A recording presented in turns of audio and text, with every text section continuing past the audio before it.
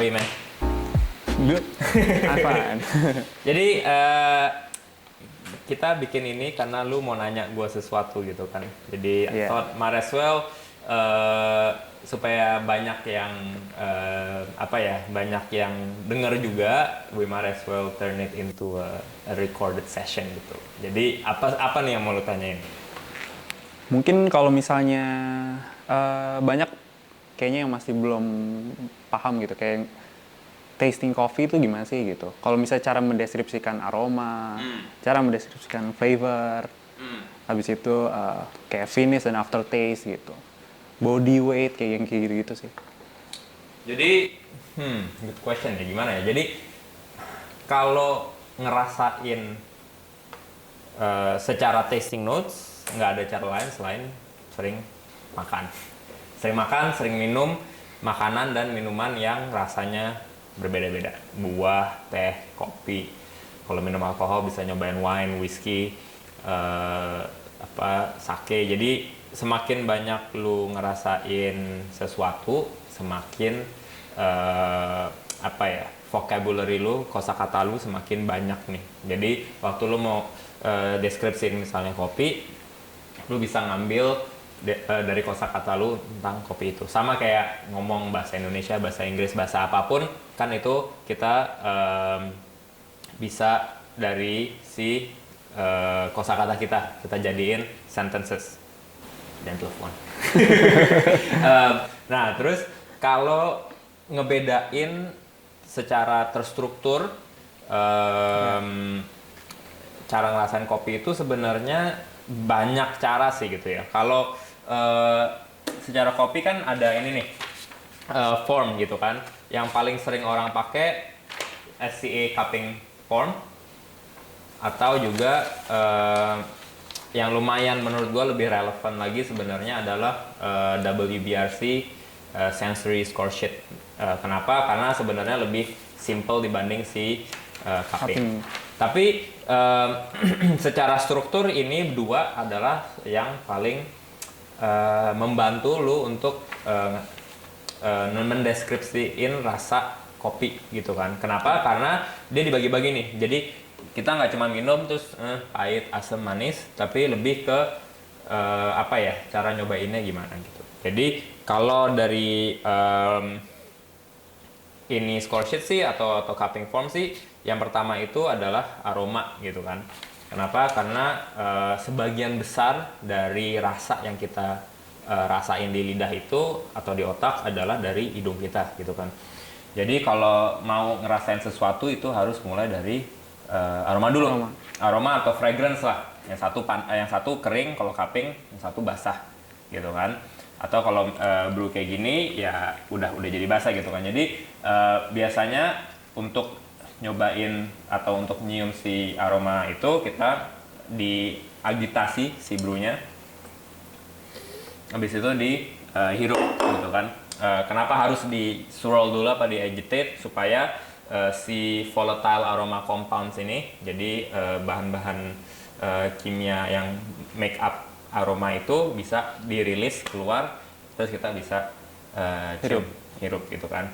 Terus sebenarnya cara hirupnya pun juga bisa macam-macam. Jadi gue selalu bilang sebisa mungkin kita variasiin supaya kita dapat seluruh spektrum rasa atau aroma dari kopi yang kita minum atau whatever beverage we're drinking gitu kan. Jadi ada yang caranya itu satu hirup panjang, ada juga yang hirupnya kayak diendus-endus, kayak anjing gitu loh, kayak gitu. Kenapa? Karena semakin banyak kita endus itu kayak kalau lu ngambil data, semakin banyak datanya yang di-compile sama otak lu gitu. Jadi satu kali hirup ya sampel datanya cuma satu, 5 kali hirup sampel datanya 5 gitu kan. Jadi semakin banyak lu menghirup itu semakin banyak data yang bisa diproses sama otak lu gitu kan. Jadi biasanya spektrumnya akan jauh lebih lebih lengkap. Right? Dan setelah itu lu minum kopinya. Nah, kalau menurut si score sheet ini biasanya itu dibagi jadi flavor atau rasa secara keseluruhan, Habis itu aftertaste itu pasca cecap. Jadi rasa kalau bahasa Indonesia ya pasca cecap gitu kan. Iya. Setelah lu cecap, setelah lu rasain gitu. Jadi rasa biasanya yang ketinggalannya tuh apa? Bisa bagus, bisa jelek, bisa panjang, bisa pendek. Gitu kan. Habis itu ada acidity. Acidity itu seberapa asam si minuman lu. Nah, acidity ini kalau secara bahasa Indonesia dia lumayan problematik. Kenapa? Karena kalau bahasa Indonesia asam itu konotasinya jelek, ya kan? Jadi jeruk limau asam, tapi jeruk sangkis yang juga udah mateng, walaupun asamnya enak tetap dibilang asam, gitu kan? Sedangkan kalau bahasa Inggris acidity itu bisa sour, bisa bright, bisa harsh. Nah, jadi waktu kita ngejelasin kopi yang kita minum atau kita mikirin tentang kopi apa yang kita mau minum, kopi yang kita minum ini kita mau pikirin rasanya gimana, kita mesti jelas nih, acidity yang kita cari itu biasanya apakah acidity ini pleasant, enak, atau nggak enak. Jadi kayak kalau misalnya nggak enak berarti harsh, kayak limau tuh harsh, terlalu nonjok gitu kan acidity-nya. Kalau acidity-nya pleasant, bikin fresh, refreshing, itu berarti acidity-nya itu bright. Secara teknik, cara ngerasainnya kalau menurut gua pribadi, acidity itu yang pasti lebih gampang dicobain waktu kopinya udah nggak terlalu panas, nggak terlalu dingin, gitu kan. Habis itu kedua adalah dengan seruput atau slurp, gitu kan. Kayak kalau cupping yang bunyinya tinggi itu biasanya lebih gampang untuk kita dapetin si acidity, gitu. Oke. Nah, terus ada lagi yang disebut body. Body itu seberapa kental seberapa encer si kopi, gitu kan. Body itu biasa ada hubungannya sama mouthfeel atau gelebar lidah. Gelebar lidah bahasa Indonesianya mouthfeel gitu kan. Jadi apa sih rasa yang ada di lidah kita ini? Apakah dia tipis? Apakah dia tebal? Apakah dia encer? Apakah dia bulat? Jadi kalau nggak bisa bedain body dan mouthfeel ini, exercise paling gampangnya itu adalah minum susu. Jadi lu minum susu low fat, habis itu minum susu non fat, minum susu 2% yang low fat, habis itu minum susu full cream, habis itu minum krim, habis itu minum santan. Semuanya susu, ya kecuali santan kelapa ya.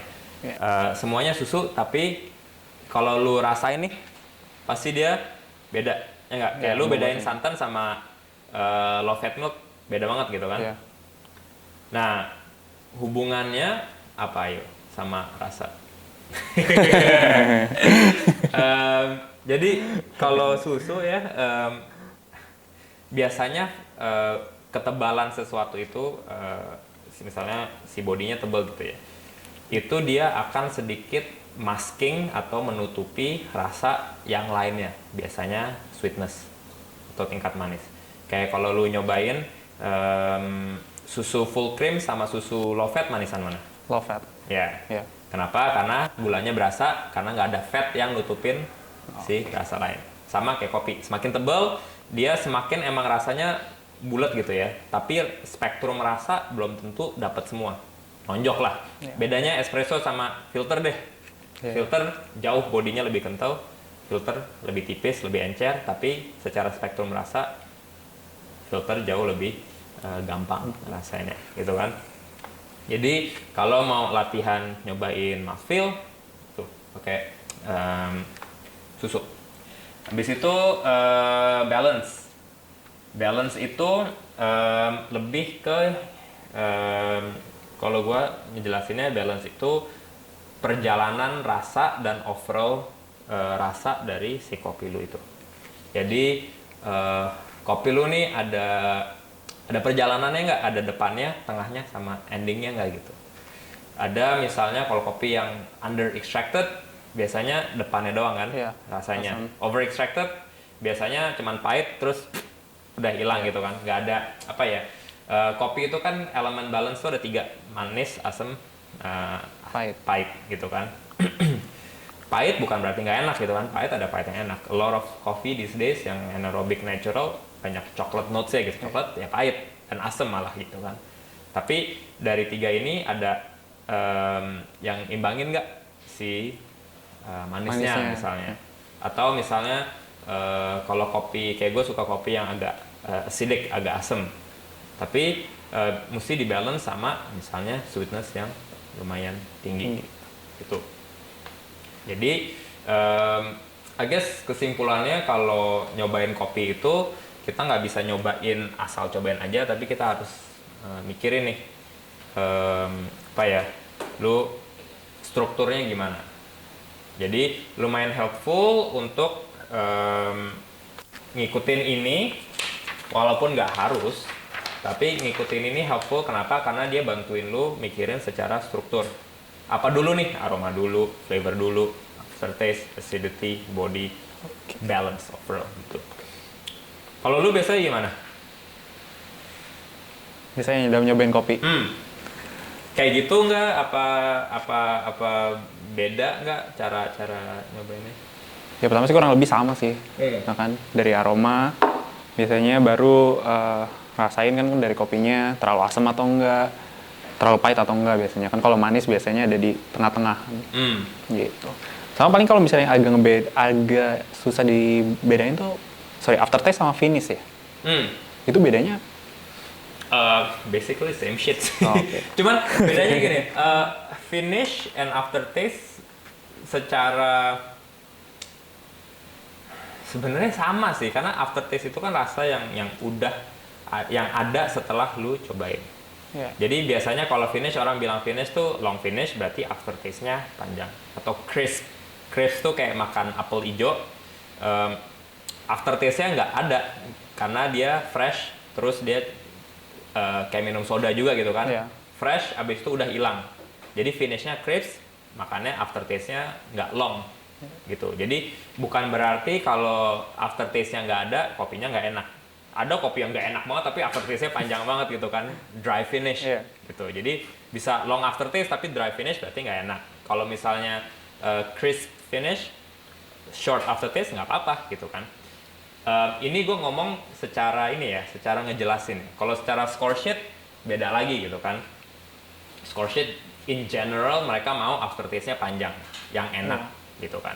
Kalau panjang nggak enak sih nilainya jelek juga gitu. Mereka mau panjang terus enak, kayak I'm sure lu udah pernah minum kayak apa ya, well extracted geisha filter tuh bisa kayak sejam lagi lu masih bisa ngerasain jasmine-nya gitu kan, nggak hilang-hilang. Nah itu it's a sign of really good coffee kalau lu aftertaste-nya bisa sebagus itu. Gitu. So I think that's about it ya, secara gimana cara menstruktur nyobain kopi. Ya, I think jadi next time kalian nyobain kopi, coba dipikirin secara struktur kayak gitu. Terus juga ya banyak-banyak nyobain segala macam gitu, buah, teh, susu, jus-jusan, segala jenis susu. Sekarang kan ada soy, ada almond, ada oats, ada cashew, macadamia, whatever gitu. Kayak ya gitu, kayak gue bilang, semakin lu banyak nyobain, kosakatanya semakin banyak. Terus juga kemampuan lu untuk tahu ini misalnya asamnya asam apa, asam lemon, asam lime, asam jeruk santis, navel itu kan. Jadi makin banyak kosakatanya, lu masih makin bisa akurat lah gitu untuk ngejelasin si kopinya. Coffee. Yeah, so thanks for popping by. We'll see you on the next one. Ciao.